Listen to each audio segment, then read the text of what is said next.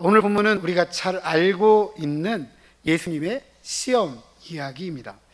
누가가 기록한 예수님의 시험 이야기는 넓은 문맥을 보면 앞서는 예수님의 세례와 족보 이야기, 뒤에는 예수님의 사역의 이야기가 시작을 합니다. 시험 이야기가 세례와 족보, 사역의 이야기 사이에 놓여 있습니다. 1절에 요단강에서 돌아왔다. 또한 성령이 충만함을 입었다. 성령에 이끌렸다라는 이 구절이 앞에 있는 본문과 잘 연결될 수 있다라는 것을 유추해 보도록 합니다. 그리고 핵심적으로 예수님의 세례와 족보가 온 인류를 위한 하나님의 아들임을 공식적으로, 법적으로 확증하는 사건이었고, 그것은 예수님께서 받으신 것이죠. 즉 하늘로부터 주어진 것입니다. 주어진 것이지만 반면에 이제 마귀의 시험을 통해서 아담에게도 그랬던 것처럼 그것을 부정하도록 하였습니다. 하지만 우리가 잘 아는 것처럼 예수님은 그런 마귀의 시험을 이기고 온 인류를 위한 하나님의 아들로서 자신이 이 사역을 감당할 만한 적합성, 능력, 그리고 권위를 가지고 있다라는 것을 적극적으로, 능동적으로 증명하는 것입니다. 그래서 자신의 사역을 시작하게 되는 것이죠. 광야에서의 마귀의 시험은 온 인류를 위한 하나님의 거룩한 일을 위한 선택받은 메시아, 하나님의 아들 예수님이 정말로 그 일에 합당한 자격을 갖추었느냐, 그 일을 감당할 만한 능력은 있느냐, 그 일을 실행할 만한 권위는 가지고 있느냐, 이걸 확실하게 드러내야만 하는 장소이고 또 상대입니다. 그렇다면 예수님은 광야에서 마귀를 상대로 자신이 하나님의 아들로서 적합한지, 권위가 주어졌는지, 그런 능력이 있는지 확실하게 보여주어야만 했던 것입니다. 과연 예수님은 그런 적합성, 그런 능력, 그런 권위를 어떻게 보여줬을까 한번 살펴보기로 하겠습니다. 이 시험 이야기를 마가는 예수님께서 시험받았다라는 짧은 기록을 하고 있습니다. 반면에 마태와 누가는 세 가지 시험을 자세하게 기록하고 있습니다. 하지만 마태와 누가 사이에는 약간의 차이가 있습니다. 마태복음 4장에 나오는 것을 참고를 하시고요. 저는 오늘 있는 이야기 중에 차이점만 조금 말씀을 드릴게요. 첫 번째로 누가는 1절에서 예수님께서 성령의 충만함을 입었다라고 첨가하고 있고, 두 번째로는 3절에서 우리 성경에 돌들이라고 번역하고 있지만 누가는 헬라어 원문에서 돌이라고 단수로 쓰고 있습니다. 그러면 반면에 마태는 돌들이라고 쓰고 있겠죠, 복수로. 세 번째로는 누가는 떡 시험에 대해서 예수님의 대답을 4절에서 신명기 8장 3절의 앞부분만 인용하고 있고, 네 번째로 누가는 5절에 마귀가 예수를 이끌고 올라가서 순식간에 천하만국을 보였다라고 하고 있고, 다섯째는 누가는 6절에서 마귀가 천하만국의 권세가 자기에게 넘겨진 것이다 라는 구절을 첨가하고 있고, 여섯째 누가는 9절에서 거룩한 성 대신에 예루살렘으로 가서 성전 꼭대기에 예수님을 세웠다라고 하고 있으며, 일곱째 누가는 13절에서 마귀가 얼마 동안 떠났다라고 하지만 마태는 11절에 보면 마귀가 예수를 떠나고 천사가 수종했다라고 이렇게 이야기합니다. 그리고 마지막 여덟째 누가는 마태의 세 가지 시험 중에 두 번째와 세 번째를 바꾸어서 기록하고 있습니다. 사소하게 보이는 이 차이를 우리는 그저 쉽게 생각할 수 있습니다. 왜냐하면 이 시험 이야기를 우리가 다 알고 있기 때문에 그래요. 이런 차이 그렇게 유념해서 살펴보지 않습니다. 하지만 생각해 보세요. 마태와 누가가 기억력이 부족해서 부주의해서 이렇게 기록했을까? 저는 그렇게 생각하지 않습니다. 그래서 우리가 질문을 해봐야 되는 거죠. 왜 마태와 누가는 이런 차이를 가지고 있을까? 그것은 무슨 이유 때문일까? 이런 이야기입니다. 이로써 우리가 이 본문을 어떻게 해석해야 하고 어떻게 이해해야 되는지 굉장히 중요한 힌트를 주는 겁니다. 예수님은 성령으로 충만해서 광야로 갔고 성령에 이끌리었습니다. 누가는 영적 인물들을 묘사할 때마다 성령에 충만했다라고 묘사를 합니다. 언제나 그랬듯이 성령에 충만했던 그들은 계시된 하나님의 말씀의 전달자였습니다. 그러니까 따라서 이 시험에서도 우리는 예수님께서 하나님께서 우리에게 주고자 하시는 계시된 말씀을 주실 것이다 라고 기대할 수 있습니다. 예수님은 40일 동안 광야에 계셨습니다. 성경에서 40이라는 숫자는 중요하죠. 일반적으로 그것은 출애굽 40년과 상응할 때가 많습니다. 모세가 40일 금식하면서 시내산에 올라가 하나님의 율법을 받았고, 또한 이스라엘이 40년 동안 광야 생활을 하면서 하나님의 말씀에 온전히 순종하지 않았습니다.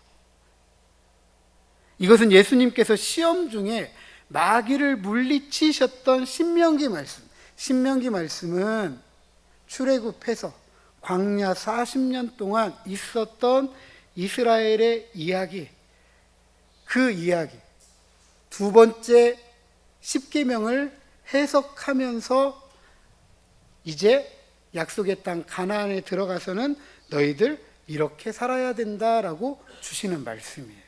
그러니까 오늘 이 광야에서의 예수님의 이 40일 동안 시험은 저 이스라엘이 40년 동안 광야에서 부딪혔던 그 시험과 상응하는 거죠. 광야에서 예수님은 아무것도 잡수시지 않았고 40일이 가까이 되는 이 시기에는 그 허기짐이 깊어졌습니다. 누가의 이런 표현은 금식하여 줄였다라고 하는 마태의 표현보다 훨씬 더 강조되어져 있습니다. 마귀의 시험은 이렇게 예수님께서 깊이 허기져 있을 때 3절에 네가 만일 하나님의 아들이어든 이 돌에게 명하여 떡이 되게 하라고 하였습니다. 이 상황은 온 인류를 대표했던 아담과 아주 다른 상황입니다. 아담은 전혀 금식하지 않아도 되었죠. 선악과를 제하고는 모든 나무의 실과를 먹을 수 있었습니다. 뿐만 아니라 거주하는 환경이 낙원입니다.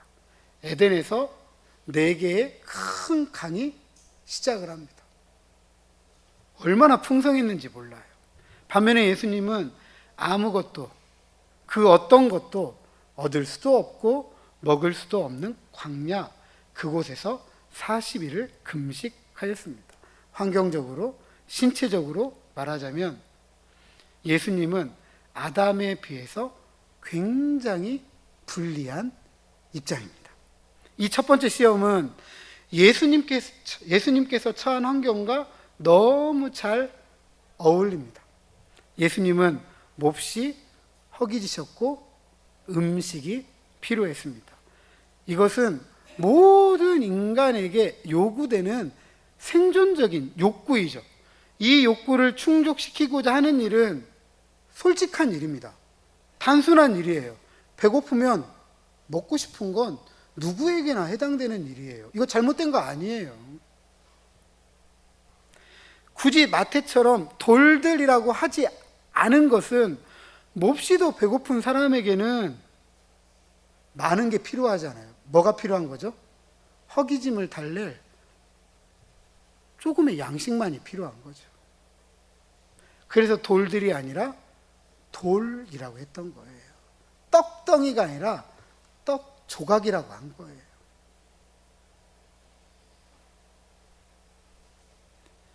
떡 조각이면 충분하니까. 떡 조각이면 충분하니까. 마귀는 많은 것도 아니고 허기를 채울 수 있는 떡 조각, 그거 만들어서 먹으라고 한 것입니다. 그런데 우리가 유념해서 살펴야 할 이 시험의 내용이 단순히 돌을 떡 조각으로 만드는 것이 아니에요. 마귀는 이렇게 시험합니다.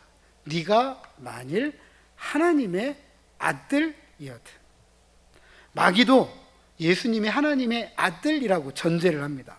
다시 말해서 너 하나님의 아들이라며, 너 하나님의 아들 맞잖아. 하나님의 아들이면 이 정도 괜찮아. 사람에게도 이 정도 괜찮은데 하나님의 아들인데 이쯤이라고 뭐 별거라고. 괜찮아. 네 아버지도 충분히 이해해. 이렇게 강조하는 것입니다. 고대의 아들은 가문의 명예, 재산을 상속할 특권이 주어집니다. 그래서 아버지에게 순종하며 살아가는 것이 도덕적 의무이자 법적인 의무입니다. 누가복음 15장에 보면 탕자의 비유에서 큰아들은 아버지를 떠나지 않아요. 아버지의 모든 말에 순종을 합니다. 평생을 그렇게 살아와요. 그만큼 가문의 명예를 지켰고 아버지에게 순종했던 인물입니다. 따라서 주어질 재산, 유산에 대한 이 상속을 받아들일 특권이 있는 거죠. 반면에 작은 아들은 이미 받아가지고 떠났잖아요. 아버지 죽어버렸으면 좋겠다고 가버린 자식이에요. 이 자식에게는 더 이상 주어질 상속도 유산도 없는데 이 작은 아들이 돌아와서 아버지가 하는 이 일을 보니까 깜짝 놀랄 만한 일이죠. 큰아들 입장에서 보면 큰아들이 실망합니다. 나는 아버지에게 이때까지 이렇게 했는데 한 번도 나에게 이렇게 해준 적이 없는데 아버지 어떻게 그렇게 할 수 있느냐. 아버지에 대한 이런 큰 실망감은 고대 아들이 어떤 위치에 있는지 생각해 보면 충분히 이해가 가는 행동이에요. 그러니까 아들은 이처럼 아버지에 기대어 있는 존재, 의존하는 존재예요. 그런데 마귀는 이렇게 이야기하는 거예요. 너 하나님의 아들이라며. 너 하나님의 아들이니까 네가 가진 지위를 이용해. 네가 가진 특권을 사용해. 이렇게 종용하는 것입니다. 스스로의 힘으로 지금 당장 필요한 것, 그것도 다른 거 아니라 생존을 위해서 가장 작은 것 충족시키라고 하는 것이죠. 이 정도는 하나님을 의지하지 않아도 돼. 기대하지 않아도 돼. 이 정도는 하나님도 눈 감아줘. 괜찮다고 해. 이러면서 하나님 아버지를 의지하고 순종해야 될 아들의 도덕적, 법적 의무를 내던져 버리라고 하는 것입니다. 이 예수님께서 4절 하반절에 사람이 떡으로만 살 것이 아니라고 대답하십니다. 신명기 8장 3절 상반절 인용한 이 구절은 마태보다 훨씬 더 짧게 기록했습니다. 누가는 아마도 부정의 강조를 둔 것 같아요. 하나님의 말씀으로 산다는 건 딱 빼고 사람이 떡으로만 사는 게 아니다의 강조점을 두고 싶었던 거예요. 다시 말해서 죽도록 허기지지만, 죽도록 배가 고프지만 떡 한 조각에 주목해서는 안 된다, 이 얘기를 하고자 하는 겁니다. 출애굽기에 보면 광야 40년 동안 이스라엘 백성들이 그랬습니다. 광야에서 굶주린 이스라엘은 떡을 그리워했어요. 그리고 하나님은 그들을 먹이기 위해서 만나를 내려주셨습니다. 그리고 신명기 8장 3절은 하나님께서 이스라엘에게 만나를 공급해 주셨던 것처럼 너희의 필요를 공급해 주실 것이다 라고 약속하는 구절입니다. 그렇기 때문에 하나님은 40년 동안 자기 백성들을 보호하기 위해서 만나를 공급하셨던 것처럼 보호해 주시겠다라고 약속하셨던 것이죠. 이 약속을 이스라엘 백성들은 기대고 의지해야만 했습니다. 반드시 하나님은 예수님을 보호하실 것이기 때문에 하나님 또한 그렇게 자신의 신실하심을 나타내셔야만 하는 것이죠. 따라서 하나님의 백성들은 예수님처럼 단순한 삶과 생존을 위한 공급에 목말라서는 안 됩니다. 그리고 그것 때문에 우리가 반드시 지켜야 할 본분을 잊어서도 안 되는 거죠. 더 본질적으로 신실하신 하나님께서 약속하신 대로 그 말씀에 기대고 의지하며 살아가야 됩니다. 한 발 더 나아가서 그 말씀을 따라 살아가야 합니다. 우리가 주기도문을 통해 기도하는 것처럼 하나님 나라와 의를 구할 때 우리의 삶과 생존에 진정한 의미가 있는 것입니다. 예수님의 의지를 꺾을 수 없었던 마귀는 곧바로 두 번째 시험을 시작합니다. 5절에 예수를 이끌고 올라가서 순식간에 천하만국을 보여주었습니다. 마태는 천하만국과 영광을 마귀가 보여주기까지 약간의 간격을 두는 것처럼 보입니다. 높은 산에 올라가는 어떤 과정을 이야기하는 것 같아요. 그런데 누가는 순식간에 보여주었다라고 합니다. 이것은 마귀에게 허락된 초자연적인 능력에 의한 것이겠죠. 이것으로써 마귀의 영향력이 얼마나 큰지 이야기를 해주고 있습니다. 이와 같이 마귀의 영향력이 행사되는 곳이 6절의 천하만국입니다. 그 권위와 영광을 마귀가 주도권을 쥐고 있다라고 합니다. 그래서 이 모든 권위와 영광을 자기가 원하는 자에게 줄 수 있다면서 7절에 만일 네가 나에게 절하면 다 네 것이 되리라고 하였습니다. 그런데 마귀가 이렇게까지 확신을 가지고 말할 수 있는 이유를 6절 중반절에 이렇게 설명합니다. 이것은 내게 넘겨준 것이다. 이 말은 무엇을 말하는 거죠? 누군가가 마귀에게 넘겨준 사람이 있다는 거예요. 누군가가 마귀에게 넘겨준 거예요. 천하만국에 대해 마귀가 쥐고 있는 권위와 영광이 넘겨진 것이다 라고 한다면 그 권위는, 그 영광은 제한적이죠. 그죠? 누군가가 마귀에게 넘겨주었다, 넘겨주신 분이 있다라는 것을 전제합니다. 그분은 누구이죠? 하나님이시죠. 온 천하를 다스리시는 하나님이십니다. 따라서 마귀는 하나님께 허락받은, 하나님께서 허용한 제한적인 권세를 가지고 그 권위와 영광의 주도권을 행사할 뿐입니다. 그 제한적 권세까지도 하나님께서 허용하지 않으시면 어떠한 권위와 영광에 대한 주도권을 마귀는 행사할 수 없습니다. 그런데 마귀는 모든 것의 주도권을 행사할 수 있는 것처럼 예수님에게 말하고 있습니다. 광야에서 굶주린 예수님에게 천하만국의 모든 것을 누릴 수 있는 권위와 영광을 주겠다라는 약속, 여러분 달콤하죠? 싫으세요? 한 번쯤 해보고 싶지 않으세요? 모선호 집사님, 한 번쯤 해보고 싶지 않으세요? 한 번 해보고 싶은 거잖아요. 부족함이 없잖아요. 모든 것을 다스린다는 건 부족함이 없는 거예요. 말만 하면 다 되는 거잖아요. 모든 사람이 다스리는 사람 앞에 무릎 꿇잖아요. 허리 숙이잖아요. 거기에 나이가 있던가요? 할아버지 할머니가 있던가요? 힘 있는 사람이 있던가요? 없어요. 남녀노소 빈부귀천 쥐고와 막론하고 다스리는 사람 앞에 모두가 무릎을 꿇습니다. 그리고 그 사람을 온 세상이 우러러 보면서 칭송하죠. 그리고 그 사람은 그 화려함에 잠에서 깨고 그것에 취해 잠듭니다. 그리고 로마 제국 시대에는 죽어서도 신으로 추앙받더라고요. 죽어서도. 얼마나 좋아요. 제가 성경에서 제일로 기분 나쁜 인물이 하나 있습니다. 솔로몬. 다 해보고, 이 노년에 뭐라고 이야기하냐면, 모든 것이 헛되고, 헛되며, 헛되고, 헛되니, 헛되도다. 저는 한 번도 해본 적이 없어가지고, 헛된지 안 헛된지 모르는데, 본인 해보고, 헛되니까 꿈도 꾸지 말라는 것처럼 들려요.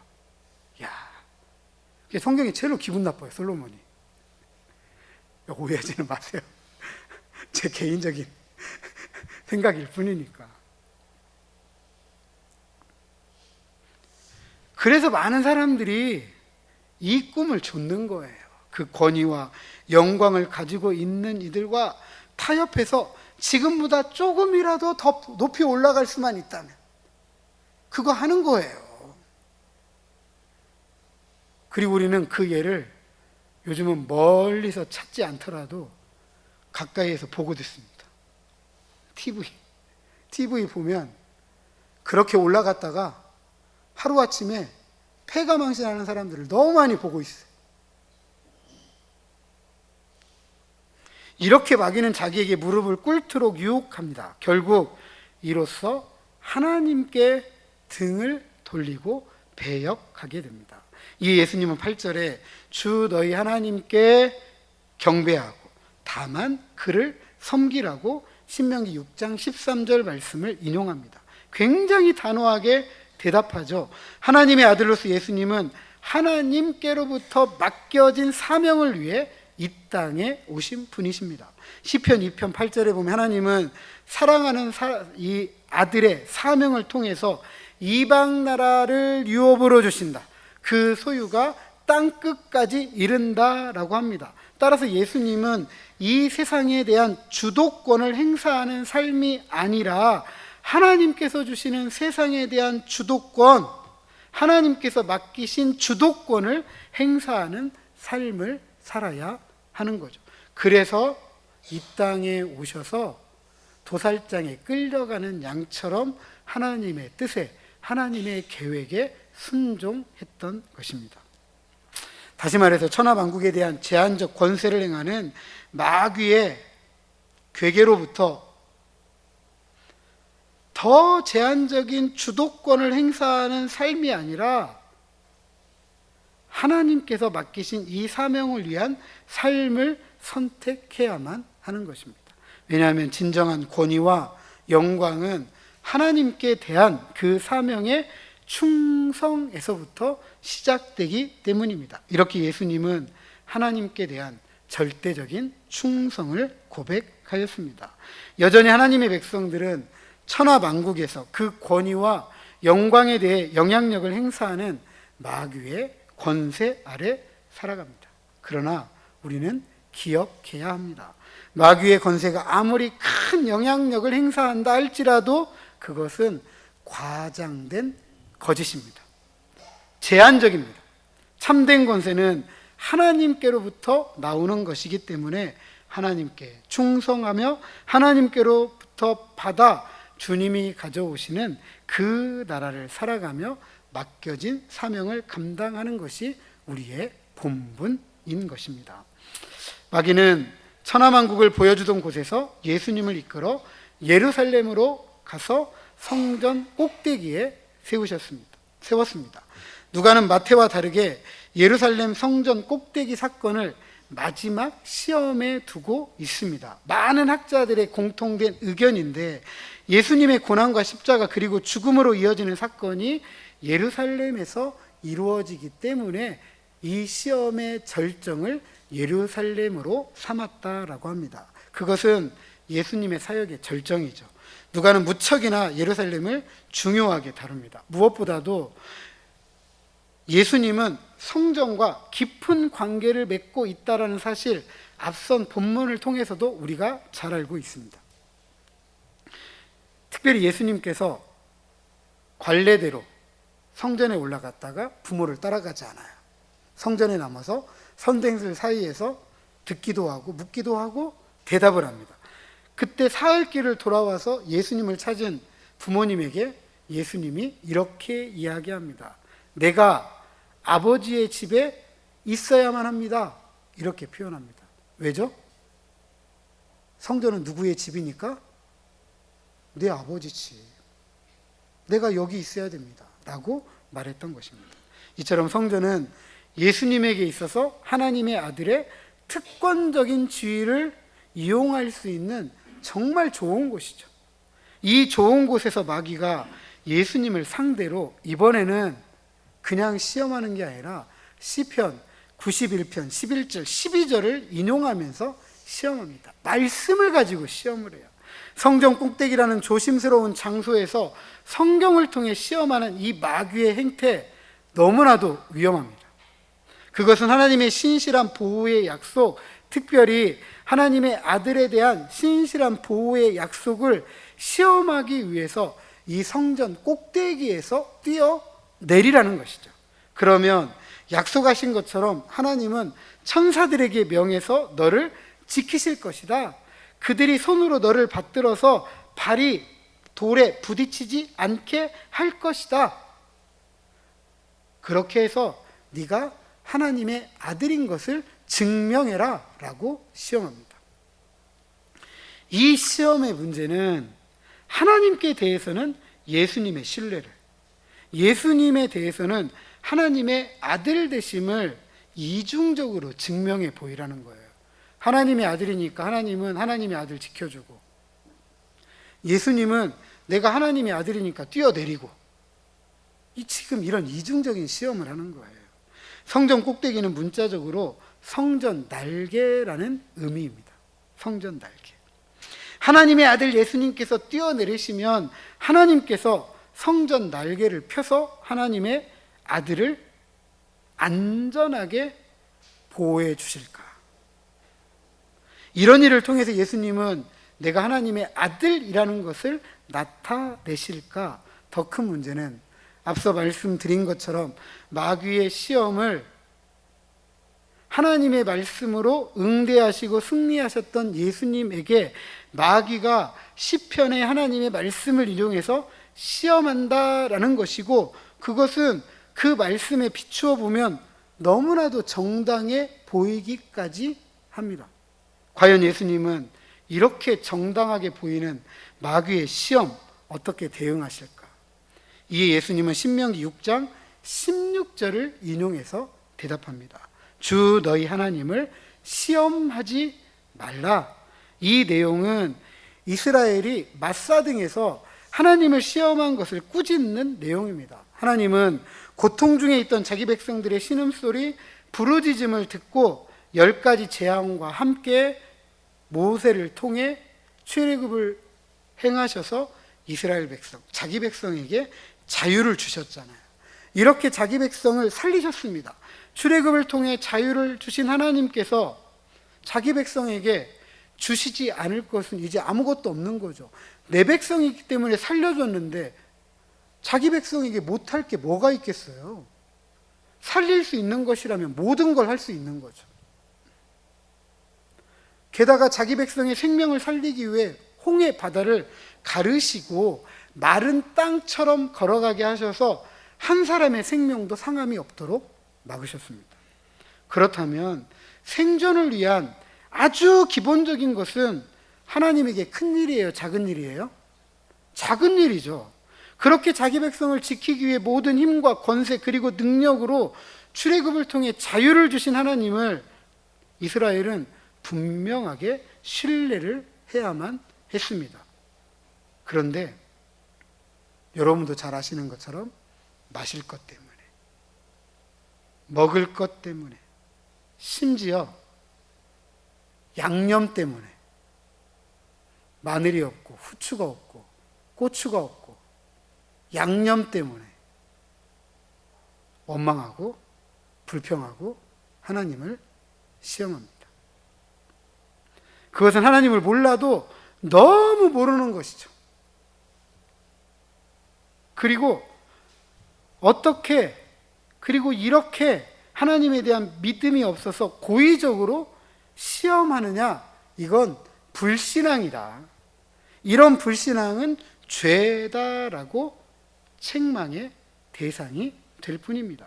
진정한 믿음은 자기 백성의 신음소리와 부르짖음에 응답하시고 자신의 말씀을 신실하게 지키시는 하나님에 대해 올바로 알고 무엇보다도 우리를 구원하시기 위해 자기 아들을 이 땅에 보내주신 하나님의 큰 사랑을 깨달아 믿음으로 그분의 말씀에 신실하게 순종하는 것입니다. 그랬더니 마귀도 떠나요. 그랬더니 마귀도 떠납니다.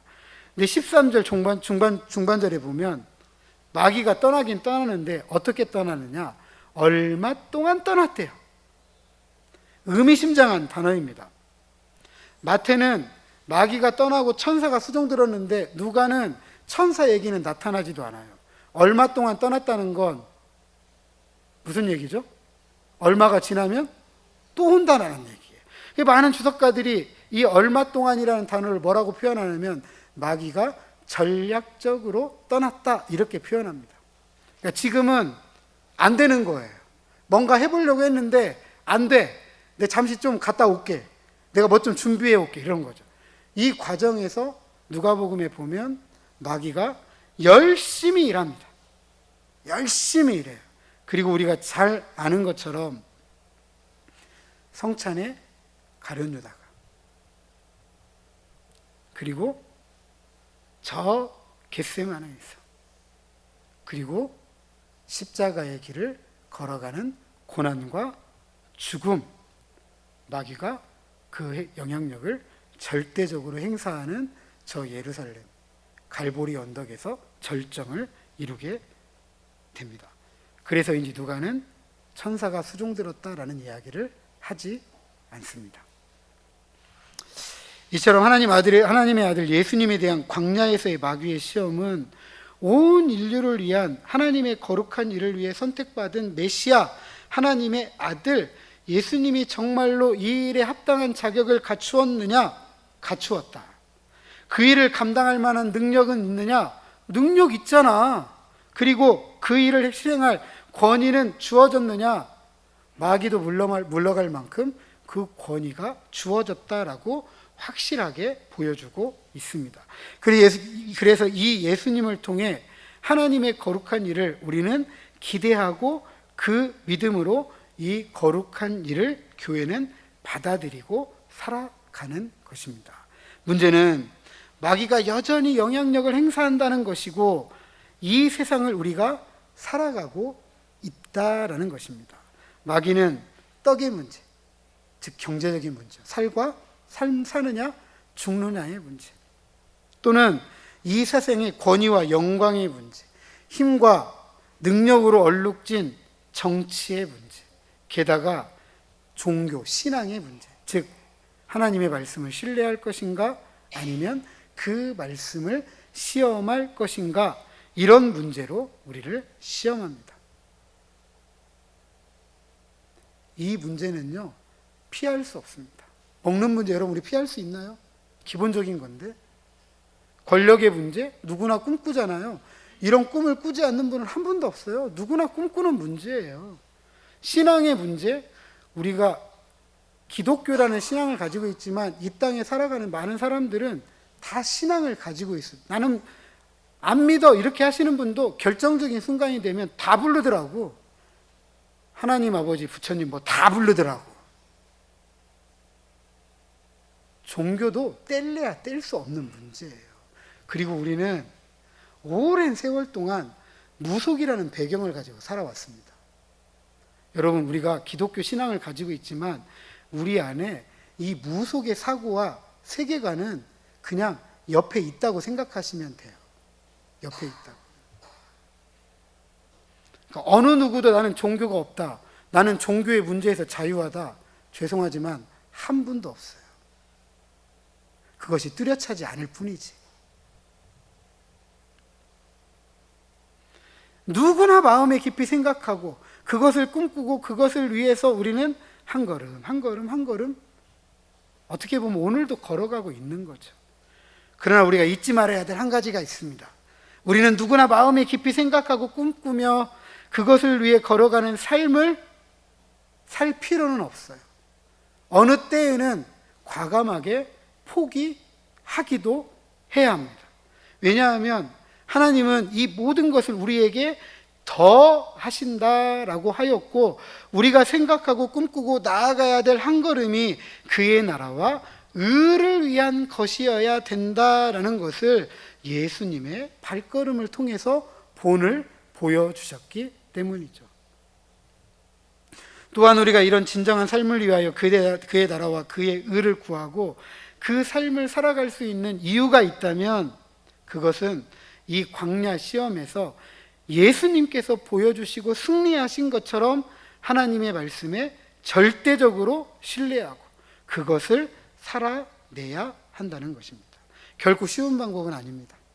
왜냐하면 먹는 문제, 힘의 문제, 신앙의 문제는 다 눈에 보이는 문제예요. 눈에 보이는 걸 외면하고 살 수 없는 거잖아요. 내가 눈을 아예 감고 안 보겠다고 하지 않는 한, 눈을 뜨고 있는 한 안 볼래 안 볼 수가 없는 거예요.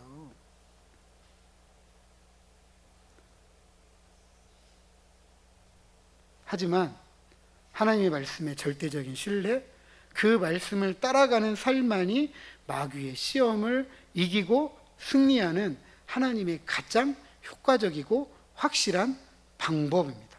그리고 우리는 이를 통해서 하나님을 기쁘시게 할 수 있습니다. 그리고 옆에 있는 분들에게 이 광야 같은 세상에서의 시험을 이기도록 이렇게 축복해 주세요. 하나님의 말씀을 믿읍시다. 하나님의 말씀대로 살아갑시다. 아멘. 그런데 여러분 유념하십시오. 마귀가 하나님의 아들 예수님을 시험할 때 마지막에 어떻게 시험하죠? 하나님의 말씀을 가지고 시험하더라고. 하나님의 말씀을 통해서 하나님의 말씀을 믿고 그것에 순종함으로 이겨야 되는데, 이 마귀가 보통 머리가 좋은 게 아니에요. 그런데 마귀는 이 하나님의 말씀을 올바로 이해하고 올바로 적용한 게 아니에요. 자의적으로 이해하고 그것을 제멋대로 적용하는 거죠. 이런 식의 말씀을 이해하고 말씀을 적용하는 건 너무나 잘못된 거예요. 우리는 하나님의 말씀을 올바로 이해하고 적실하게 적용해야 됩니다. 구구집회에서 보수 당대표가 이렇게 외치더라고요. 계엄이 하나님의 뜻일 수도 있다.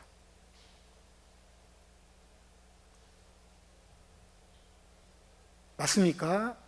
틀립니까? 계엄이 하나님의 뜻이에요? 아니에요?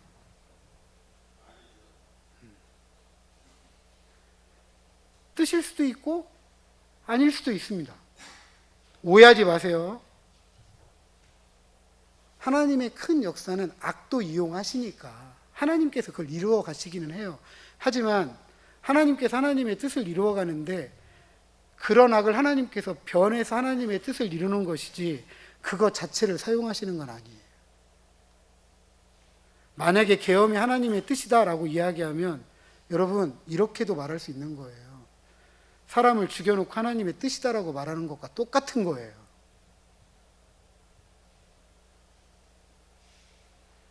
알고 보니 그분도 교회 다니시는 분이에요.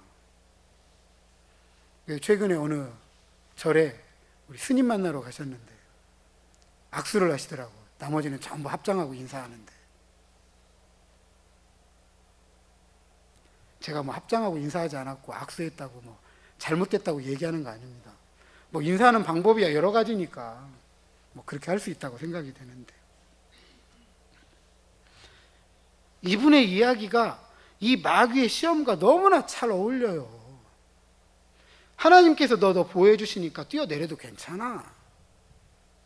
하나님의 뜻이니까 죽여도 괜찮아. 이 말이에요. 이렇게 무책임한 말이 어디 있어요? 이렇게 무책임한 말이. 하나님의 뜻은 하나님의 성품, 하나님의 통치와 어울리는 거예요. 하나님의 성품이 계엄하고 어울립니까? 하나님의 통치와 어울려요?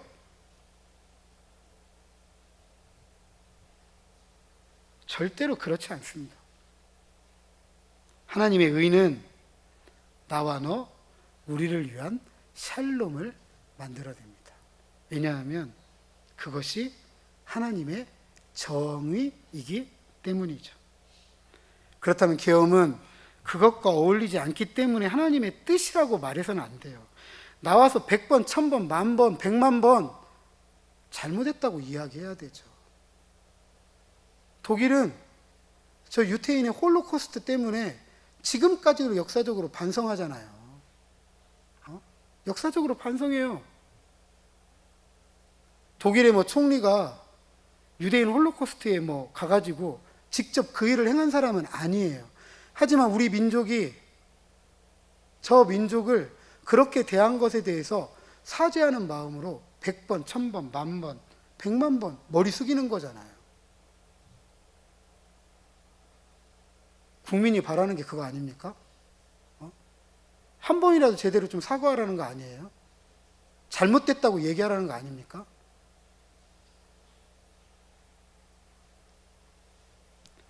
저는 더 충격적인 게 뭐냐면 그곳에 앉아서 그 이야기를 들었던 많은 분들이 또 아멘이라고 하더라고.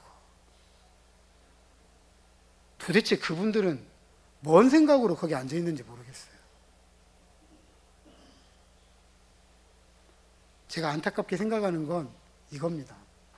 많은 신앙인들이 하나님의 뜻, 하나님, 은혜, 영광, 구원 이런 거 얘기하면 그게 뭔 얘기인지도 모르고 그냥 아멘 하는 거예요. 왜 그러죠? 하나님의 말씀을 알아서 그러는 거예요? 몰라서 그러는 거예요? 몰라서 그러는 거죠. 알긴 아는데 제대로 아는 거예요? 제대로 모르는 거예요? 제대로 몰라서 그러는 거예요. 적용을 하려면 말을 잘해서 적용해야 되죠. 자기 필요한 대로 그냥 막 갖다 쓰면 적용인 것처럼 그렇게 외쳐대면, 그러니까 누구 이름이 저렇게 더러워져요. 자기는 물론이고 아멘하는 사람도 물론이고 저 하늘에 계신 하나님의 이름이 더러워지잖아요. 너무나 안타깝습니다. 이런 얘기 진짜 안 하려고 했는데 또 막상 마귀도 이따위로 얘기하니까 저도 화가 나가지고 사랑하는 성도 여러분, 하나님의 뜻, 구원, 은혜, 뭐 찬송, 영광, 이 단어들은요 중립적입니다. 이 단어를 누가 쓰느냐에 따라 올바른 거예요. 어떤 사람이 쓰느냐에 따라 달라지는 거예요. 이 단어는 오직 우리 하나님께만 쓰여져야 돼요. 우리 하나님께만. 그러려면 저를 따라서 하십니다. 올바로 알자. 제대로 알자. 옆에 있는 분들에게 올바로 합시다. 그리고 아는 말씀을 적실하게 살아야 돼요. 적실하게. 그때에 맞게. 그것에 어울리게 살아야 돼요. 자, 옆에 있는 분들 한 번 더요. 적실하게 삽시다. 그러기 위해서 하나님의 말씀에 귀를 기울여야 하고 그 나라와 의를 구하고 살아내야 됩니다. 그래서 이 땅에 가져오실 주님의 나라, 하나님의 통치, 힘있게 이루고 성취해가는 저와 여러분, 우리 모두가 되시기를 주님의 이름으로 축복합니다.